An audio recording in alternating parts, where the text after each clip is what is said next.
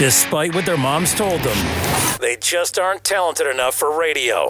Unfortunately, anyone can have a show these days. Sean. Well, I'm pretty hard to figure out sometimes. In fact, I can't even figure myself out sometimes, so don't you try to. Joe. You're an idiot and really a disloyal person. This is the Cuse Militia. Now, those two unapologetically biased orange-blooded homers, Sean and Joe. It's the most bullshit thing I've seen in 30 years. Welcome, Orange men and ladies. Happy Sunday. Happy Labor Day weekend. This is the Cuse Militia with Sean and Joe for the Believe Entertainment Network at Cuse Militia on the socials. Go there. Join the militia live on X Spaces for the final segment of the Postgame show, as it were. So, we're here. That's today. And this is the first Postgame show of the season. And as you know, I don't have to tell you that. But it is exciting for me to have actually something to talk about that's not just, speculation and news and recruits for next year. Yes, exactly. Thank God. So, Joe is in Syracuse. Joe got to go to the game yesterday. He was there. Did. How was it, Joe? Did. How was the dome? It was good. The dome looks a lot nicer. Looks different. Bathrooms are still the same, but I mean, it was some things never change. Yeah, I know, especially considering that it was overcast and rainy. So it was kind of hard to really logistically plan things with people to get a decent tailgate. So we ended up at a garage across from the dome, had some parking passes, and ended up being a pretty good day.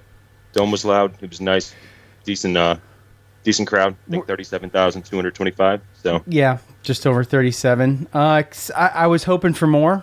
I mean, you watch the Syracuse game, it is loud. The broadcasters, you could tell coming across had to, the typical, they have to raise their voice to hear themselves, right? So it gets loud, no doubt. Yep. Then you watch Absolutely. the Texas A&M game later on in the night, and you're just like it's just blown away. I mean, that's different. I know. That's my point. I know. It's just, I'm envious of that. I want that. That's all. A guy can dream, can he? Oh, he can. Of course. So, Joe, I appreciate you coming on. I kind of busted your chops enough. I guess maybe I put a little bit of a guilt trip in you, so I appreciate it. I know you're jam-packed, and you drove, right? Did you drive to Syracuse? So you got to drive back. When you driving back tomorrow? Driving back tomorrow. Yep. Wait, no, Tuesday. Sorry. Oh, you are? Oh, okay. All right. Yeah, so Tuesday. I'm smack dab, and I just got done with one fantasy draft, and I'm going right to another one as soon as we're done here. So. Right. So, without delay, let's get this figured out, this whole setup. And I do have a montage. I thought, a little bit about not going through with the montage stuff because sometimes it can be a little taxing, and you decide what you want to keep and stuff. But this was 12 minutes, so it was easy. I love the montage stuff because it's something to talk about. So, without further ado, let's see what Coach had to say following the game. Oh yeah, pretty much. Just really thankful. Had the opportunity to coach here today, the first time, get a chance to go out there. But I think really the big shout out should go to the walk. Everyone that showed up to the walk. I mean, they did an amazing job. The band, cheerleaders, dance team, and just all the fans. All the family and friends. I was very, very pleased and thankful, and it was really good to see all that. That was a good show for our players also, and they really appreciate it. And I want to make sure they know that we're very thankful, and that was pretty legit. Hey, Fran. We saw Marlo go out of the game and come back to the sideline with crutches. I know it's early, but do you have any sort of update on him and his status? He could be gone for a few weeks, but he'll be straight. He's a tough kid, so we think he may be gone for a few weeks, just from seeing already like how it went and going. And usually that's something that happens, but we'll figure it out. We're going to do what's best for him, make sure that he can still be around regardless if he can play or can't play, because he's a leader of the football team. When he's in, it's a different ball game, but it's monotony of football, Yeah. Fran, congratulations. Thank you. Just looking at the wide receiving core and the tight ends as well, Rondé Gadsden, Zede Haynes, as well as Jackson Meeks, a bunch of those big catches. Trevor Pena having a historic day for himself. Just what you can say about the receiving core overall today. They did a great job. Ross Douglas, Coach Nixon, are really good football coaches, and they've trained those guys up. We did a lot. I thought the offensive line and our wide receivers were two of the biggest upgrades on our football team, and both of those guys did really, both of those units did a great job. So just very thankful for them, and Kyle could throw, so it helped a lot. Fran, a guy like Kyle goes out and has the first series that he had. Do you guys say anything to him, or do you just know that he's going to, sort of shake it off and be okay? No, I just mess with him. Like, y'all went 3-0. Just messing around with him because you know what he can do. He's a good football player, and we got that kind of relationship. Like, you'll be all right. Get him next time. Just like, you never worry. And I think that we needed that. We've never dealt with adversity. We got to be down 6-0. There was a lot of things that we were able to deal with throughout the game that helped us and showed that, we'll continue to play, we'll continue to count on each other and do things of that nature. So, they're not getting down. Kyle's a good football player. You seen it right there. I should send Ryan Day a bottle of champagne for allowing us to get him. Did you say anything to the team as that first quarter wound down? Because, second quarter you guys got clicking and, settled in and got moving and things were all good after that. Did you say anything to the team at that point? I was just telling them to fall back on the training, and I was like snapping on the D-line because I think they were a lot better than they were playing. The front seven, I was like, what are we doing? This is not what we practice. They're hitting seams on, they're doing different things, and it wasn't about scheming us up or doing. It was literally we weren't hitting. And that's what we do. That's what we buy into. That's supposed to be our DNA. And we weren't hitting them we were diving instead of using our pads. We weren't striking blocks and knocking guys back. And they were outplaying us. I just didn't like what was happening. So I just kept telling them, you're not doing what you were coached to do. Fall back on your training. We're out here. Fall back on your training. For you, what did you learn from game one? I think I got to control my composure a little bit more. I was acting like I'm at practice still. So I think I got to fix that. I'm going to work on that. I'm going to pray about that. Fix that. Coach, congratulations on the win. I know you said you like to live in the present. You're not thinking about Georgia Tech yet, but what are you taking away from today, both positive and negative? We better stop the run. And the quarterback, you see them? They got a great quarterback. Coach Key coached me in college. Coach Mogridge is on that staff. He coached me in college. So we got to stop the run. We got to stop the quarterback from being able to run. Every game, they all different. Styles make fights. We see what happens next week. All right, so let's start with Marlowe. Look, we can couple the receiving core and tight ends with the Marlowe situation because we get back two faces that we missed all last year, big time players, and obviously they went out there and proved it. Pena trying to do everything he can to stay healthy this year. If you listen to his comments post game with Kyle McCord, and he's getting the sleep, he's doing the diet, he's regimenting himself, he's being disciplined to not have to go through the injury process anymore. And Rondé Gadsden is obviously an NFL guy without a doubt. These guys both have pretty big games. Pena with 78 yards receiving and Gadsden over 100. So each with Pena with 2 touchdowns and Gadsden with 1. So really good to see those guys because we didn't see them last year. We're what was it, third quarter or something like that, or towards the end of the third quarter, and then Marlowe Wax goes out. Now we're looking at another leader just on the other side of the ball, and everybody within earshot of my voice knows exactly how important Marlowe Wax is out there. He's got the green sticker. He's the man on defense, and Coach said going to make sure. If he can't suit up and go, he's going to be there. He's going to be there to support the team. He's going to be part of it, but he's just not going to be on the field. So speculate in a few weeks, but you and I know how all of that goes. So I wouldn't say it's devastating right now because, if you look at a few weeks, Joe, we got to get through Georgia Tech and then a bye, and then, we're kind of on track. But how do you feel? It was really quiet in the Dome when he went down. And it just goes to exactly what you just said. Everybody knows how important he is to this team. And even though, our offense started rolling in the second and the third quarter, he went down and everyone knew, okay, we can't lose this guy, right? So quickly went to the sideline, quickly got on crutches, went back to the locker room, and got checked out. And realistically, it's one of those things where it's either a situation where it's a knee or an ankle, and it's bad enough to where you need surgery, or it's a sprain. And I mean, when it comes to a sprained knee or a sprained ankle, it comes down to where is it, high ankle, low ankle, what's the severity. So I know he said a couple weeks, and maybe this early bye week after Georgia Tech will come timely, but something, and I don't want to be, Debbie Downer, bearer of bad news, but I feel like we might not see him until UNLV. Yeah, again, the injury bug in Syracuse is synonymous with one another. It's one of those things that's like you just can't get over this hump and stay healthy first game, and here we are. And wasn't it the first game for Arande last year? I mean, I feel like the second. Was it the second? I mean, there was something going on the first game that I thought like there was something different, but the second game was when that really, really happened. I think the good positive out of this is you saw them, Oh, they rallied for sure. Well, they rallied, but they had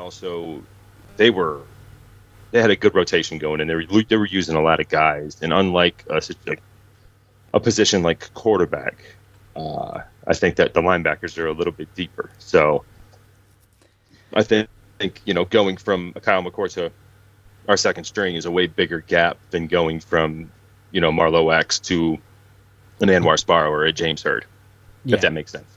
No, it makes complete sense.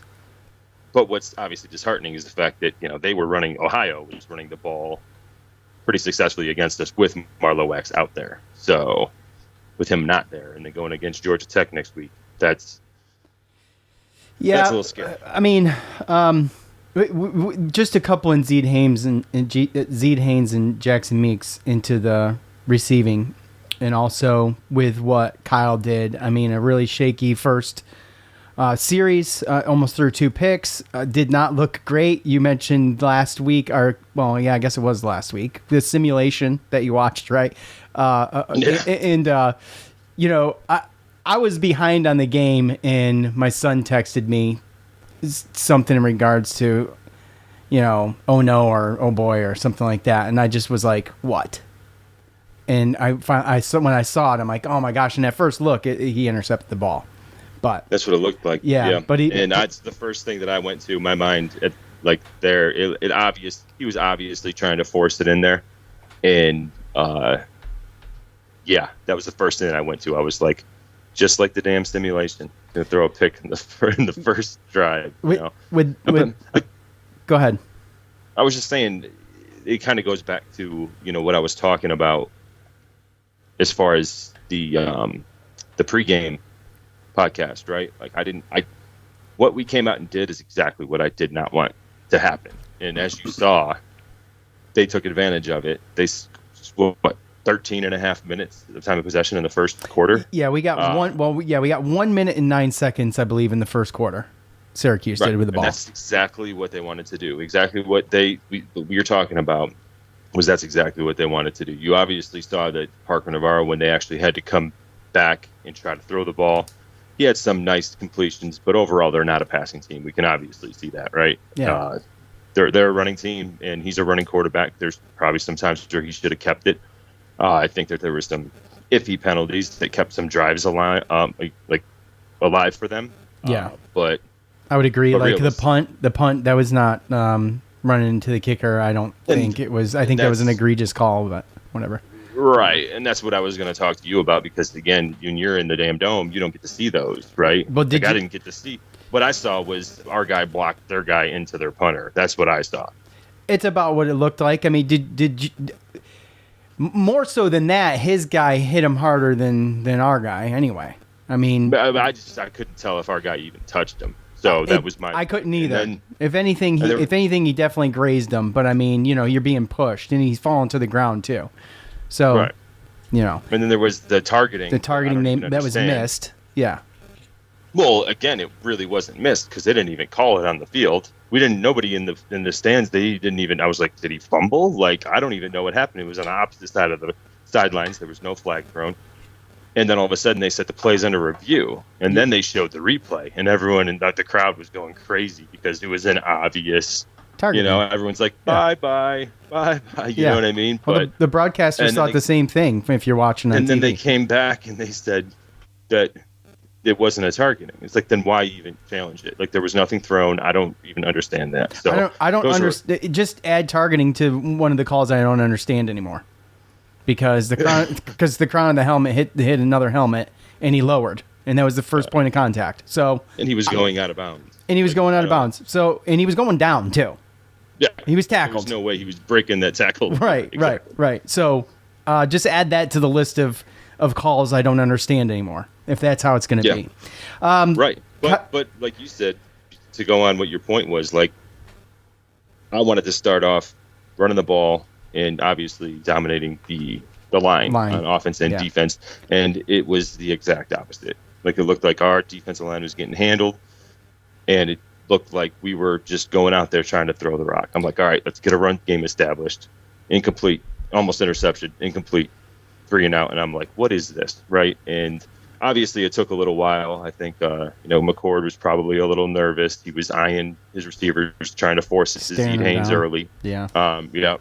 But once he actually started doing his reads and understanding, I have all these weapons that are going to catch all these balls, then it was like it opened it up to where, wow, this offense could be scary because, I mean, look, 27 to 39, 354 yards and 4 touchdowns. It's a career highs, all career highs for him, by the way. And if you would have told me that would have been his stats after the first quarter, then I would have told you to F off, right? I mean, realistically, right? So you look at that and you look at the fact that the running game just improved so much more. It was good, and to go to Coach Fran's, his comment, having a little bit of adversity against a team that has a culture of knowing how to win in the MAC, and coming back and doing what we did was pretty impressive, I thought, after the first quarter. I thought so. I mean, I was never really nervous about not coming back. I just, it was kind of like when's it gonna happen? Yeah, when is this thing gonna start? They only touched the ball for 9 minutes, or excuse me, 1 minute 9 seconds in the first quarter. That due to just the defense, just like Coach said, he went and screamed at the D-line. Like, they weren't good. That wasn't good. It wasn't. I was expecting something a little bit more tough. They couldn't seal the edge, and they were just getting bullied. And like Coach said, they're just launching themselves at the ground. Right. They're not. They weren't wrapping up. The fundamentals, for tackling, were gone. It's like they forgot everything. Now, I'll give a pass, okay, because just like I did with Kyle McCord, I mean, they kind of stepped it up. I think there was 2 or 3 3-and-outs at one point that we ended up actually scoring on in the second half. And the defense at one point got their footing. They did stop in the red zone twice in a row. Both of those first quarter drives for them were a 7-minute and something and a 6-minute and something drive for Ohio. And, being gassed like that, especially in the second one, and stopping them for a field goal is awesome, right? Because it could have been. Bend don't break. Right, yeah. They did all that. They dominated the first quarter and only had 6 points out of it. So, right. But 250. I will too. But just the amount of clock that it took off, and the 255 yards on the ground, and not being able to tackle is a concern. And I don't think they're hiding the playbook on the defense. I just don't think that they executed properly. And I guess what I'm saying is that, I think that's going to be something they need to work on. And Coach clearly says, that's what he learned. And that was they said, what did you learn? He said, we got to stop the run. Well, Georgia Tech's got a pretty good run game, and you're going to need to figure it out in a week. And if you play like that versus Georgia Tech, you're probably not going to end up stopping them in the red zone for field goals. I mean, those are going to be those each one of those field goals for Georgia Tech could be a touchdown very easily. So with that said, you lose Marlowe, and going into Georgia Tech, they've really got to figure something out, because that one makes me nervous. Despite being at home, I just feel like they've played together longer, and they're better. They're a more fluid team right now, and that's a good point, right? is they've played together longer, and this is the first real game, right? Obviously, you have the spring and then you have the summer, but this is their first real game against another team. Now, don't get me wrong. Usually, you get to this point and you can't wait to wind up and play another team and hit another team. And I think that I'm hoping that it's one of those things where they go back to the tape and they look over everything and they point out, because you know that they're going to hold their guys like accountable, right? So they're going to go through and be like, and I'm hoping it's a situation where basically there was people not playing their gap, maybe playing a little bit selfishly, like you said, tackling high or diving and trying to hit without wrapping up, trying to strip the ball and allowing them to get extra yards, not getting the the edge, like you said, and letting them get outside. I think that all happened, and I think that they're going to have a very serious meeting when it comes to looking at the tape this week and holding that defensive line accountable, because I think it wasn't just one thing. I think it's all of the above, and I don't think it's a situation where we can't stop the run. I just think that we need to clean some things up and actually, finish the tackling and tackle the way that they're supposed to. Other than that, I mean, I think we're going to be good, because you did see it near the end. In the beginning, they were just getting 5, 6 nickel and diming us down.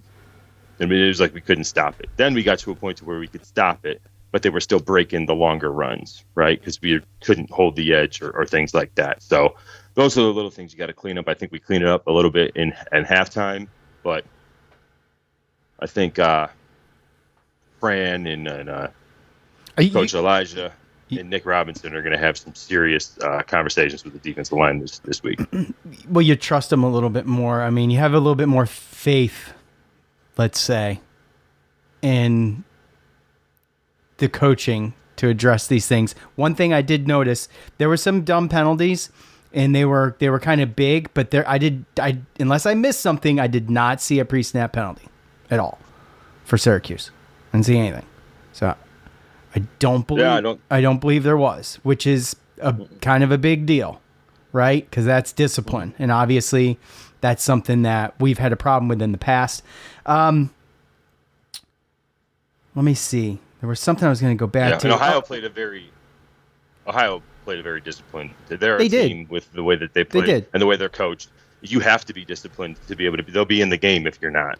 Yeah, and they obviously, for a team that lost so many players, and we talked about losing all these players, and this Anthony Tyus III comes along, like, where the hell did this guy come from? I'm thinking to myself, like, how did this guy not get on our radar when we did the pregame? But I mean, it's just tough. You'd have to research all their transfers and everything. Well, we spoke about it. Well, we spoke about how they were going to play 4 different running backs, even though they only played 2. Yeah. And that Anthony Tyus, they really played 1 graduate that came over from Northwestern. Didn't really get a lot of burn over there, so this is his kind of last hurrah. Go to a smaller team to kind of show my talent, so I can try to get to the NFL my graduate senior year. So, same thing with Coleman Owens. Coleman Owens, they talked about that as well. He was pretty much all of their receiving. He had 10 catches for 137 yards. Parker Navarro only completed 18 passes for 181, so he was pretty much the guy. But yeah, it seems like they filled their running back and receiver room with a couple guys that are going to be able to do pretty well in the MAC. And after kind of a slow start, LaQuinn Allen averaged 6.5 yards a carry, 2 shy of 100, and also caught one too. So for a touchdown, which was a tremendous catch, by the way. It was a really good catch. And how about the time management? I mean, at the end of the first half, that was like video game stuff when you're like, I'm not going to kick a field goal here. I'm going to save 10 seconds. I'm going to launch one to the end zone. I mean, that was great execution with the amount of time left on the clock and the timeouts that you had to go ahead and do that. And they had to play for it. A beautiful pass, back shoulder pass, and just that was pretty. That one, when I watched that one, it gave me chills. I was like, hell yes, we got some balls to the play calls. You know what I'm saying? Like, no, yeah, that was a talking point at halftime. There was a lot of fans that we talked to, friends that are fans, obviously, but our group And I say, like, last year we run it 3 times and go to we run it and get the ball closer for a field goal. Or not even that. Well, maybe true. Yeah. I mean, it's for them to go down like you said. That was I think we got the ball back with, if I'm not mistaken, like 58 seconds or 53 seconds or something with 2 or 3 timeouts, right? Yeah, I think it was two timeouts if I remember right. Yeah. So to have that, and that's the thing too. I honestly like to see it live is something different. Not saying that I don't want to, because he did have a tough, first couple drives. But once he got comfortable, I mean, you could visibly see the difference in his arm strength compared to past quarterbacks we've had for. When was the last time we had a pocket passing quarterback with the skill level of Kyle McCord? Don't know. I don't know either. It was. I mean, Nassib was decent, but it's not the same. No, it's a little bit more talent, I think, behind the arm of Kyle McCord than it was Nassib. Nothing against Nassib, but and look, decision making is maybe something he needs to work on. But as far as accuracy and all that, I think that he's there. Just like you said earlier, he tends to force stuff, and that one was a little high, the one that actually got intercepted in. Late in the game, whatever, but it still sucks. I thought he was going to go get through the game pretty clean. But with that said, accuracy is not an issue with Kyle McCord. Or really arm strength. Really. Oh, yeah, or arm strength, yeah. And that's the thing, is like you got to pick and choose. You saw a couple different times where, with Jackson Meeks, and he made a hell of a catch. Zeed Haynes, where... The one he got popped on? Pass interference or whatever, and so you look at that. I mean, there was a lot of times one-on-one where he puts the ball out there and allows you to go make a chance to make a play, which a lot of quarterbacks don't have the confidence to do. Just like earlier, trying to fit it in windows. I get that, but he stopped doing that a little bit, and then, like I said, once you saw that he got comfortable, you could visibly see the arm strength. You could visibly see, like, he's only throwing the ball where our guy has a chance to catch it. Even though it may look off, it's intentional to let that guy go get that ball. And with Zeed Haynes, if he gained another 20 pounds, look, I weigh more than Zeed Haynes. And I'm not like, I'm like 5'8". So he could use a little bit more weight, but athlete, like, no doubt. I mean, you have to also understand he's a redshirt freshman. I understand. That's what makes me extremely happy. So, I mean, because he's got the talent. He's got the talent. And I mean, he got popped. I just don't want to see him get hurt. That's why I say that. You gain a little bit more weight, it's going to keep you a little bit more protected. And I mean, that's just one thing I noticed, and it was talked about during the broadcast. So I figured I'd bring it up. Yeah. All right. It's time to hear from you.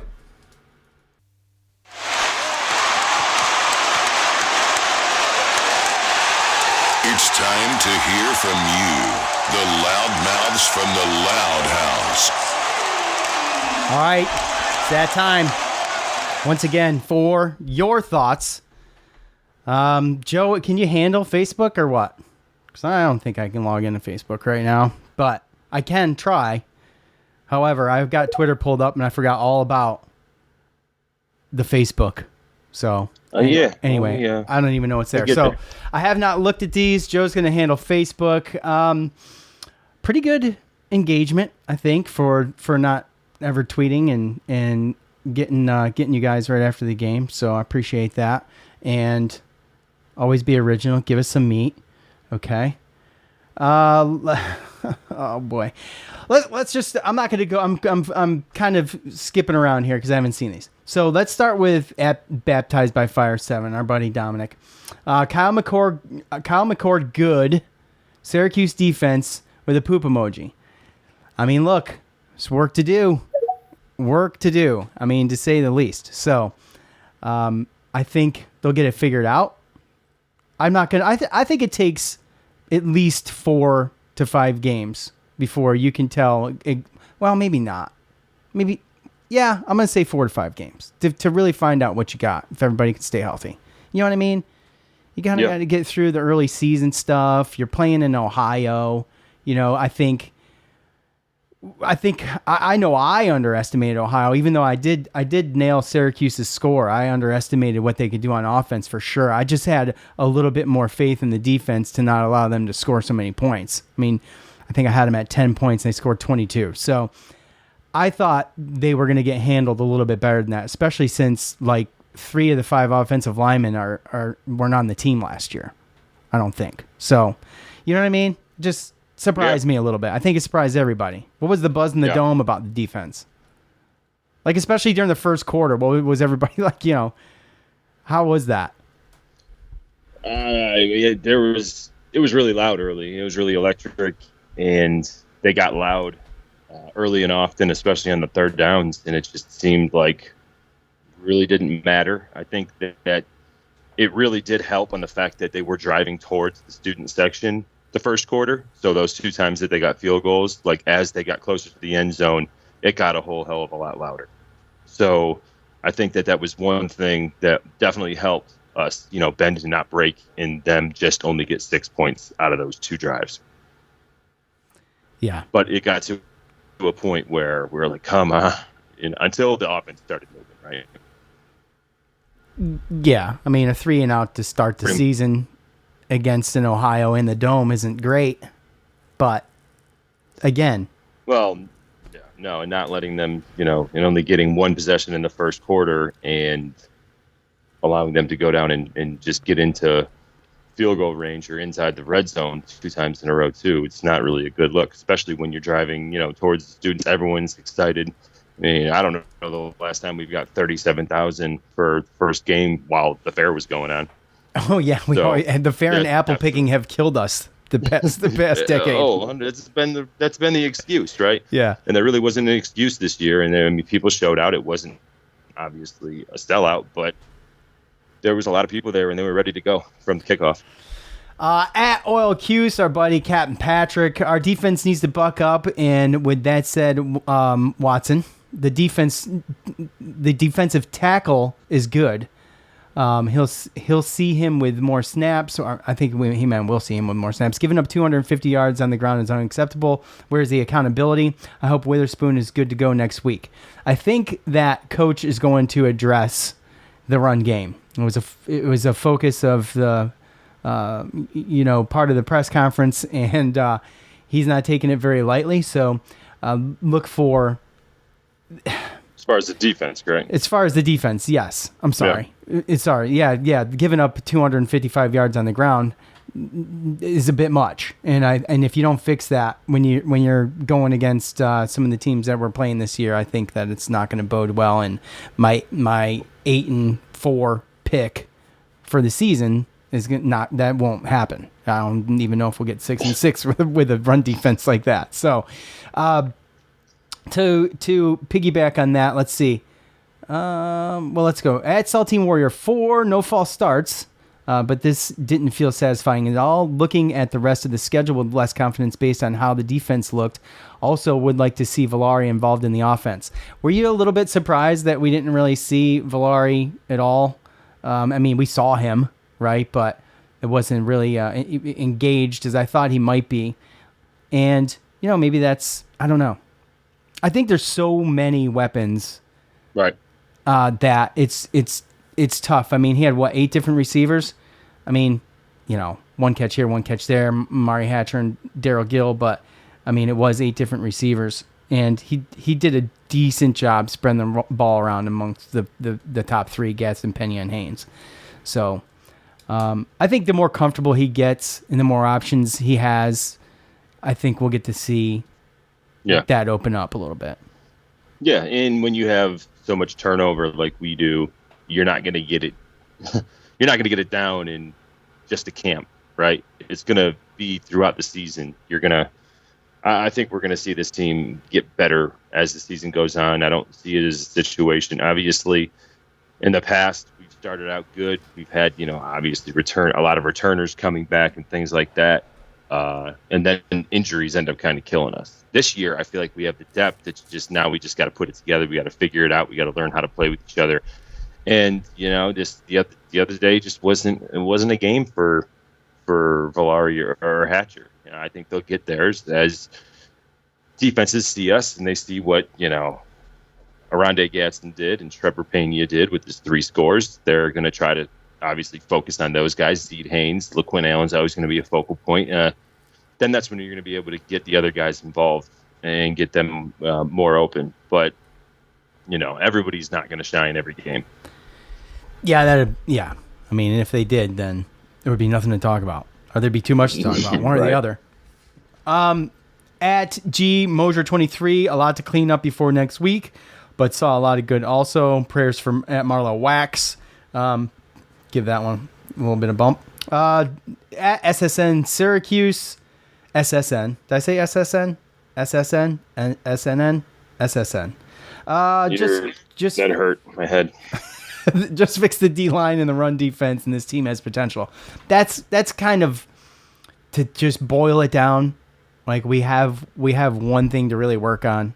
And like I said, I don't know if we'll know where even the offense is at until we play some teams with a little bit better defenses.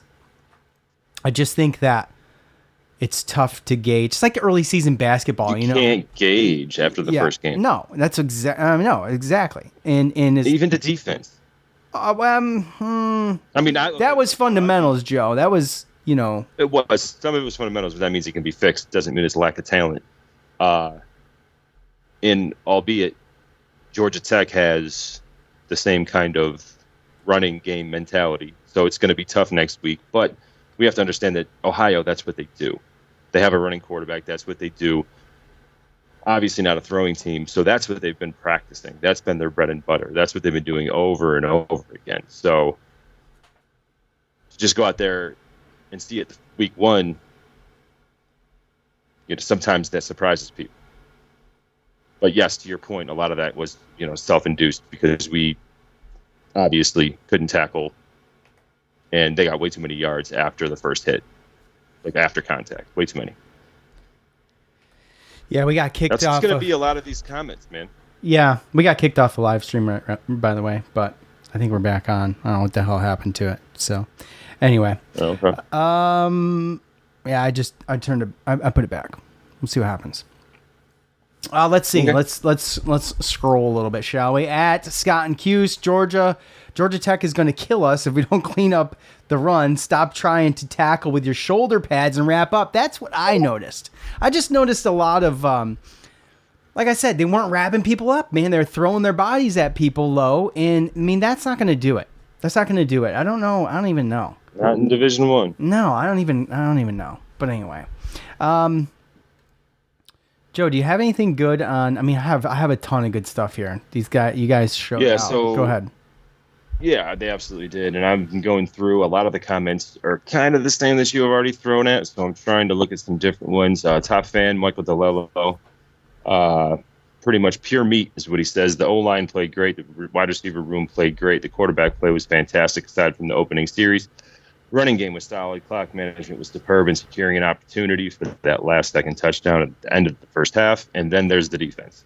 I don't know if Ohio was that good offensively or we just took several steps backwards from the previous few years. The entire defense was trash on Saturday. They better get it together quick before GT. Unfortunately, if they don't, I feel this offense can keep up with almost any team. I'd like to hear y'all's opinion on Fran's composure during the game. So we didn't hit that up from the montage, which it was in the montage. And I don't know how good of a view of it you had, Joe. I didn't have a view. I was on the back side of it. So I saw him out in the field, and he looked into the game, but I didn't see I didn't see a lot of what TV would show. He was very into the game, and he said in his presser, had in the montage that, he wanted to work on his composure during the game. He's got to remember that it's not practice anymore. Well, I got to tell you, I freaking loved it. I thought it was awesome. I think that's what this team needs. He was on fire, dude. He did not, and bro, he sweated through 2 hats, man. Like, he changed his hats, bro, but it didn't matter. He sweated through 2 hats, and he was getting it. He was getting after it. He's getting after the refs. He was getting after the players. He got after the special teams coach. Remember when that timeout was called? Because they had a miscommunication on special teams. I think they were about to punt the ball or something like that, or I can't remember exactly. Well, he let him have it, dude. He let him have it. Accountability. It's part of the dart. Hey, look, he's going to do it. Yeah. I mean, I don't see anything wrong with it, is my point. Like, I don't think it looks bad. I think it's necessary, and I also think that it's a good look for somebody who's leading a team and with grown-ass men and even more grown-ass men, in the coaching staff. Okay? Right. I think it shows great leadership and accountability, and that's what he preaches. So I don't think he needs to change anything. He said he's going to change it. He's got to realize it's not practice. Look, that's obviously who he is. I think for me, I hope he just continues doing what he's doing because I loved it. I mean, I can't wait to actually see it on TV. It comes across the TV great, bro. I mean, it all depends on the person that you are, though, right? Yeah, exactly, because I'm like that. Going to be. Oh, that's too much. Some people are. You can't do that. You can't talk to. Yeah. Bro, they're just kids. Look, Pop Warner football in 1993 or 4, whatever the hell it was, bro. I mean, come on, man. We got screamed at, like, and smacked around. I mean, it wasn't smacked around, face mask grab. Yeah. Yes. Look, what the hell? Like, what happened to us? You don't live in 1993 anymore. Newsflash: a lot has changed. What the hell happened to us? I think it sucks, and I think everything he did was deserved. What'd you say? Soft, yes. We're getting soft. Yes, yeah. We're getting soft, and these dudes they're big, grown ass men, and I say you let them have it when they deserve it. Fair. Let's see here.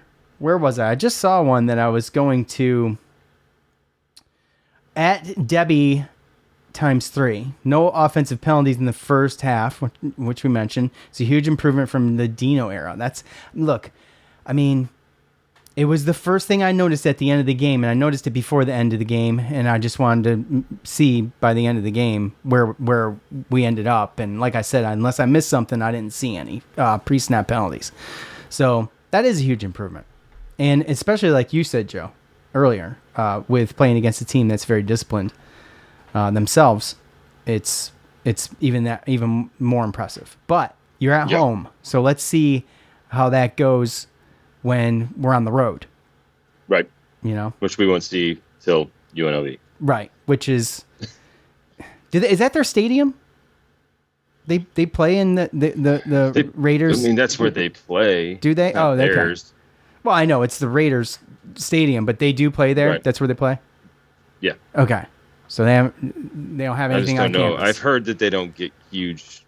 I was gonna say the place is fan big. Base. Yeah. So it's probably just not fiscally responsible for them to build their own football stadium, especially being so close to that. Would be my guess. Right. At Lil Mackie B, penalties and missed tackles were glaring. Don't think that would be a problem with this new staff, or didn't think that would be a problem with this new staff. Offense did its job, but currently have to clean up the run defense before you face Tech. It's only week 1, and week 1 tough, and hopefully you improve week to week. Go Cuse. Yeah, I mean, that's what I'm looking for. We have the bar. The bar is the bar right now. The bar is only where it is from the last game you played, right? To some extent. But I just hope that going forward, we can clean it up. And I really have a lot of faith, like I said, in the coaching staff to do. But it seems like, I mean, look, it was the glaring issue. So I guess there's always going to be one, right? Yeah, well, I mean, without it, then, there's no perfect games, so there's always gonna be something. Yeah. So I got one. Go ahead. Joey P. Not a top fan because I don't think he has commented as much to be in there, but he's still a top fan in my heart. Well, I'm not giving it to him until he gets up there. Okay, fair. I'm just kidding. I'm kidding. Jeez. Joe P. From NC. Yeah. Too close for comfort in the first half. See what happens when you run against a team. When you run against a team you should run on. She said, shout out Joey G. I'm assuming that talking about how we should have ran. I think he was being sarcastic there. Defense needs some work. A win is a win. Let's get the next one. Yeah. So, and top fan Andy Stewart. Andy. I feel like he's pretty much right where my thought process is too. He says, I'm in the belief that this team will only continue to get better as the season goes on. You saw the nerves on the coaching staff and on to the players. Playing as a team takes time to gel and learn systems. You can only do that so much in practice. Respect to Ohio, they played extremely well, and 100% will be competing for a MAC championship. Quarterback and running back will be hard to stop. The biggest takeaway is the Syracuse defensive line really needs to get more aggressive and stronger. It's the weakness of the team right now, especially looking ahead of Georgia Tech and how they run. It will be interesting. So he gives a little bit more meat about stuff, but pretty much kind of the same message, right? Yeah, that's kind of what we're looking for. I mean, the message is going to be across the board. I mean, we all have eyes. So it's different. Well, they ran for over 200 yards as a MAC team, and they kept them in the game, so that's going to be the message. Yeah. That and obviously the offense, right? Considering that we scored, 38 points, and we only had the ball for a minute for one possession in the first quarter. We basically we didn't even move the ball. I think we had 4 yards in the first quarter. Yeah. It was like 4 or 5 yards or something like that. So, yeah, considering that we gave them an entire quarter and they only came up with 6 points and we ended up scoring 38, I think that's pretty good. Dude, I thought that I was pretty close. I thought we were going to hit my score, but they hit yours instead. So no, I didn't hit mine. Not really. I mean, I got Syracuse's score, but that's it. No, that's what I mean. Syracuse's score. Well, I just expected. So going back to that, I mean, we usually talk about this in the next episode, but going back to that, I was thinking that this was going to, we talked about when we're going to pull the players. I'm like, first series, after the first series, third quarter, man, we're good. And here I am. I didn't think about that where we were at that point. So obviously I was like, they're probably going to play the whole game at this rate. And they did. But I expected them to get their legs under them a little bit sooner than they did. And, I mean, again, hats off to Ohio for a team that had a lot more changes than we did, and lost a lot more talent than we did. And that's not a knock on us. It's just to say that they had a lot of talent that was exited. And, I just didn't think they were going to be able to hang like that. At CNY Couch Burner, sloppy is all get out. OG3 is as good as I remembered. Marlowe better hit the cold tub and get healthy. Too many penalties. That being said, 1-0 and Cuse Nation is still buzzing with a wide open ACC. Look, did you watch some I mean, look, Miami's legit. So yeah, that's tough. What was it? I think Virginia Tech's quarterback and UNC's quarterback both injured. I think UNC's quarterback, I don't even remember his name right now. Broke his leg. Max Johnson. Yeah. So that's not good. So Drones got hurt? Yes, he did. He didn't finish the game. I don't know to what extent his injury is, but they ended up losing to Vanderbilt in overtime. Yeah. Vandy, yeah. Yeah. So. Okay. Look. Virginia Tech's tough. So, I mean, Jones stays in there. I don't know if that ends up going that route. Let's put it that way. And it was on the road. So, I think maybe they're not underrated anymore, but they were underrated last year if you remember how they came on last year, right? Mm-hmm. So, I think that when you talk about my pick of 8-4 and Tyler's pick of 9-3, I mean, might be a little over my skis even with my pick right now. What were you at? You were at 8-3 or 8-4 too. 8-4. Yeah. So, I mean, look, got some more. I don't know either, man. It's just the schedule is what I based it off of solely. Scheduled, yeah. But I just look at the fact of exactly what one of the comments just said. This offense, I feel like, is going to be able to keep us in every game, especially when they get better. They're going to get better. They're going to get used to playing with each other.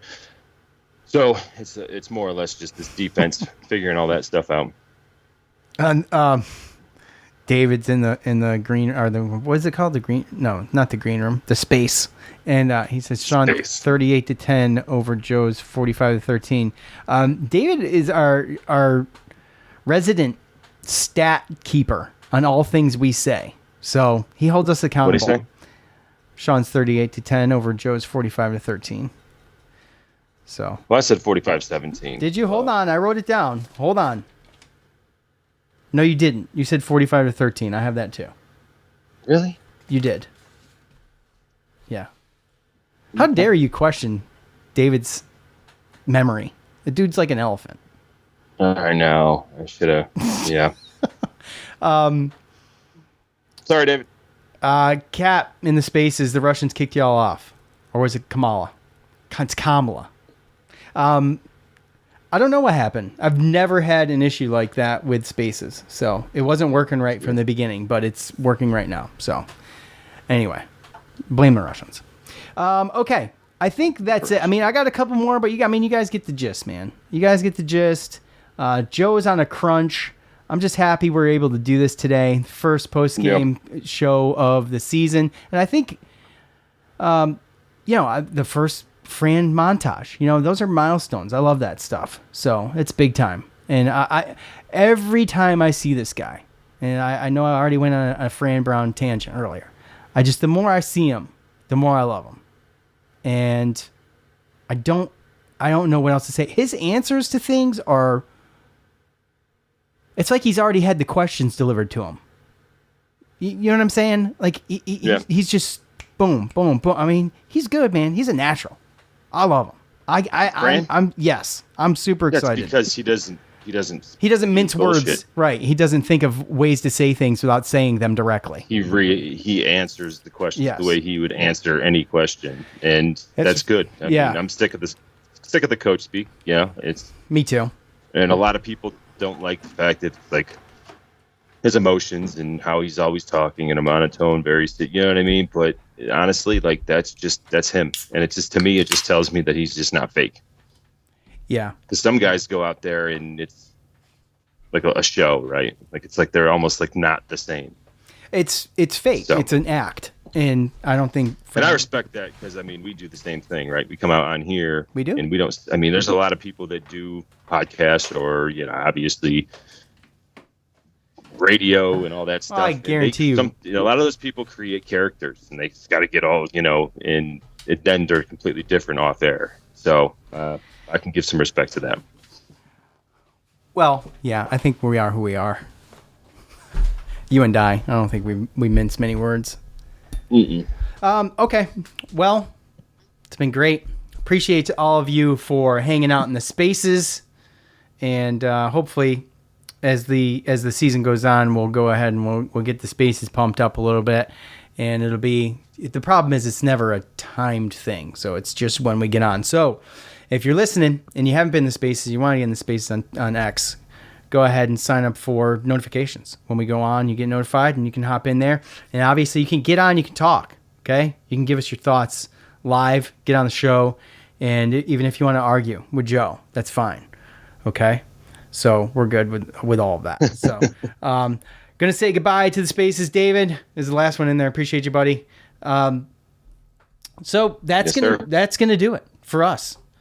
And appreciate all of you for listening, and an exciting beginning to the season. And I'm really, really, really looking forward to seeing the first test at Georgia Tech, well, at the Dome, but Georgia Tech. And that next week's gonna be great. We get back here if we can Tuesday for a pregame. We'll see you then. For Joe, I'm Sean. We're out. Peace.